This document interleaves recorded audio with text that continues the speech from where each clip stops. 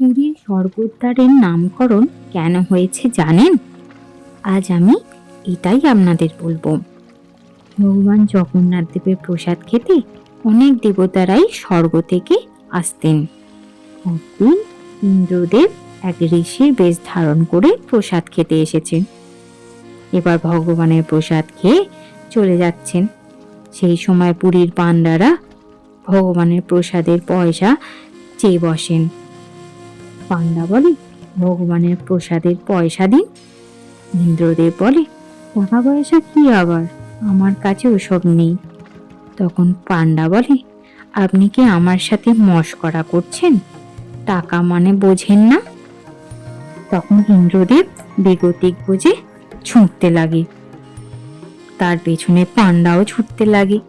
ছুটতে ছুটতে ছুটতে ছুটতে বেগতিক বুঝে একটা জায়গায় ইন্দ্রদেব দাঁড়িয়ে পড়ে এবং তার নিজের রূপ ধারণ করে। সেই পান্ডাকে ইন্দ্রদেব বলে, আমি স্বর্গ থেকে আসছি, আমি ইন্দ্রদেব, আমি ভগবানের প্রসাদ খেতে এসেছিলাম।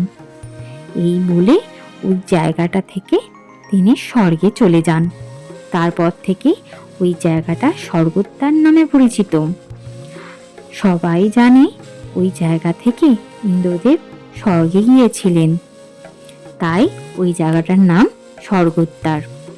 সবাই ভাবে ওখান থেকে স্বর্গে যাওয়ার রাস্তা আছে, তাই ওই জায়গাটি স্বর্গদ্বার নামে পরিচিত। জয় জগন্নাথ, জয় শ্রীকৃষ্ণ। চ্যানেলটি ভালো লাগলে লাইক, শেয়ার এবং সাবস্ক্রাইব অবশ্যই করবেন।